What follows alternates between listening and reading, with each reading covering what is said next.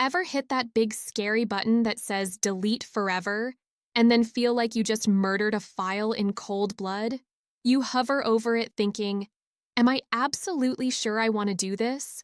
What if I need it in 10 years when I am rich and famous and someone is making a documentary about my life and they need that one blurry photo of me from a 2007 barbecue?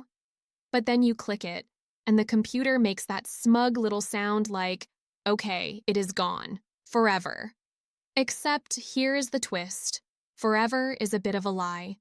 Because what actually happens when you delete something is not as simple as it disappearing into some cosmic recycle bin guarded by data angels. In fact, deleting something is less like tossing it into a furnace, and more like quietly covering it with a blanket and pretending it does not exist anymore. And depending on how your device works, forever can be anything from until your cat walks over the keyboard to the heat death of the universe.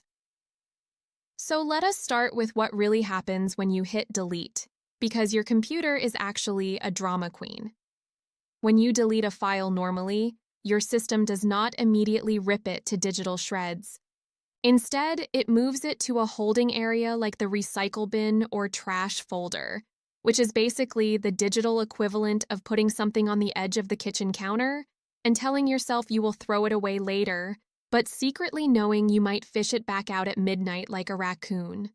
The file is still exactly where it was on your hard drive, just marked as, okay, this space is available if you want to use it for something else later.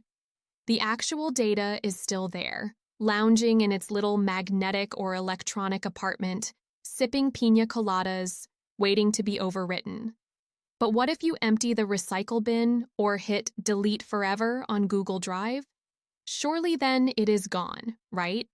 Not exactly. On most devices, even a permanent delete is more like ripping the name tag off a mailbox.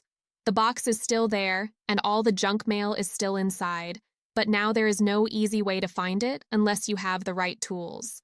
The space is marked as free, so new files can move in, and when they do, they start painting over whatever was there before. But until that happens, your old data is like that one ex who keeps popping up in your dreams years later, still hanging around in ways you did not expect. This is why there is an entire industry of data recovery. Those heroic, nerdy data surgeons can take your forever deleted files and bring them back from the dead as long as they have not been overwritten. They use forensic software that scans for these orphaned bits and pieces of information still hanging out on the disk. Think of it like a digital archaeologist brushing away dirt to reveal an ancient temple, except instead of temples, it is a half-written Word document from 2014 about your dream business plan for cat cafeterias of the future. Now, if you are using a solid-state drive, or SSD, the plot thickens. Unlike the old spinning hard drives, SSDs are more like giant piles of Post-it notes inside your computer, and they use something called TRIM. TRIM is like a polite cleanup crew that goes, "Oh, you do not need this anymore? Cool, I will just wipe it now to make future writes faster." This means that when you delete something on an SSD, it is much more likely to actually vanish sooner, making data recovery harder. But even then, there can still be ghost traces in certain memory cells until the drive decides to truly clean them out. Cloud storage has its own version of forever that is even weirder. When you delete something from, say, Google Drive, Dropbox, or iCloud, it usually moves to a trash folder that exists for 30 days or so, just in case you change your mind. But even after that, big tech companies often keep backups for a reasonable period, which can mean weeks, months, or possibly until the sun collapses, depending on their policies. They say this is for disaster recovery, but in reality, it means your forever deleted vacation photo of you wearing socks with sandals in 2013 might still be lurking on a backup server in a warehouse in Oregon, guarded by a man named Carl who listens to whale sounds on his lunch break. The internet makes forever even less reliable. If you post something online and then delete it, you might think it is gone, but the reality is that someone, somewhere, probably saved it. It could be in someone's screenshots, browser cache, or an archival service like the Wayback Machine. The Wayback Machine is basically the internet's time machine that lets anyone go back and look at old websites, which is amazing for historians, and also terrifying if you once had a MySpace profile where your bio was just, "I love bacon," and 73 animated GIFs of dancing hamsters. So, if deleting is so flaky, how do you make something truly gone forever? The short answer is, you have to destroy the data in a way that makes it physically unrecoverable. On hard drives, that means overwriting the space several times with random data, a process called secure erasing. This is like not only tearing up a letter, but also blending it into a smoothie, and then feeding it to a goat who then moves to another country. There are programs that can do this for you, and for government-level paranoia, they will overwrite the same spot 7, 35, or even more times just to be sure. With SSDs, because of how they store data in cells, secure erase commands built into the drive's firmware are more effective, and encryption can add another layer of protection. If your drive is encrypted from the start and you delete the encryption key, all the data instantly becomes unreadable gibberish, even if someone recovers the raw bits. And for the truly dramatic, there is always physical destruction. This is the part where spy movies get it right. Smashing a hard drive with a hammer, drilling holes through it, or running it through an industrial shredder will do the job. There are also degaussers, which use powerful magnets to scramble the magnetic patterns on a hard drive. But these do not work on SSDs because there is no magnetic storage to mess with. For SSDs, you can incinerate them, dissolve them in acid, or drop them into a volcano if you are feeling extra. Just remember that once you go full volcano, there is no coming back, which is great for data security, but less great if you accidentally put the wrong drive in there. Of course, all of this raises the question, why are computers designed this way? Why not just delete things instantly when we tell them to?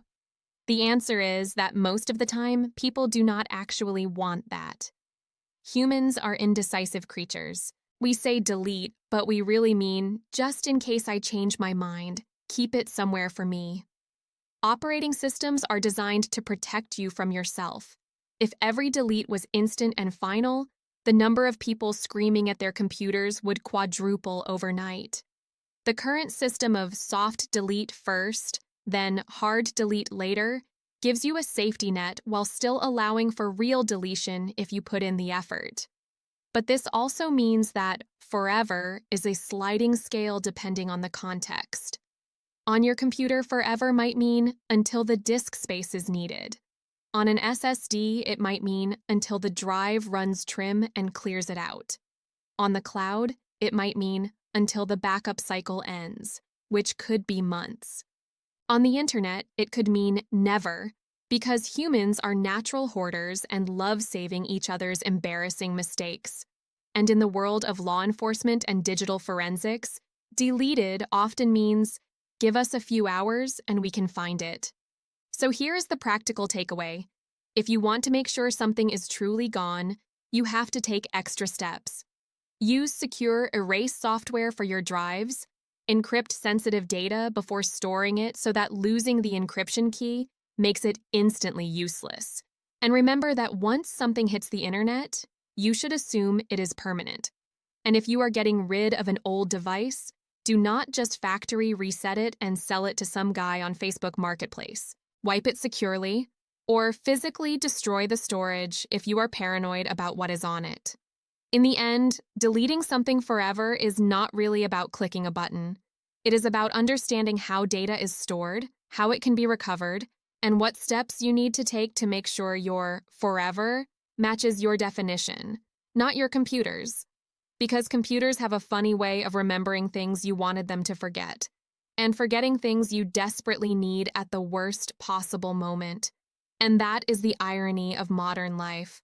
Our devices are like elephants with selective amnesia, holding on to that awful karaoke video from 2012 while completely losing the tax return you needed yesterday.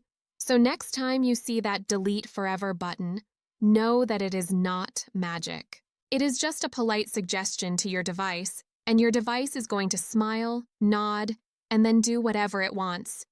If you really want something gone, be the digital hitman and make sure it is unrecoverable. But if you just want to clear some space and feel better, then by all means, send it to the recycle bin and let it fade away on its own. And that is what really happens when you delete something forever. It is not instant destruction. It is more like a breakup, where you both keep the other's number in your phone just in case. Sometimes that is fine, but sometimes you need to block, delete, and burn the bridge behind you. Now, share your thoughts in the comments, because I want to know what the weirdest file you have ever accidentally deleted was, and if you managed to get it back. And make sure you subscribe to XQ, Quick, Funny Explanations, for more fast, funny, genius-level content delivered at the speed of laughter. Because just like your deleted files, we are here forever. Or at least until someone overwrites us,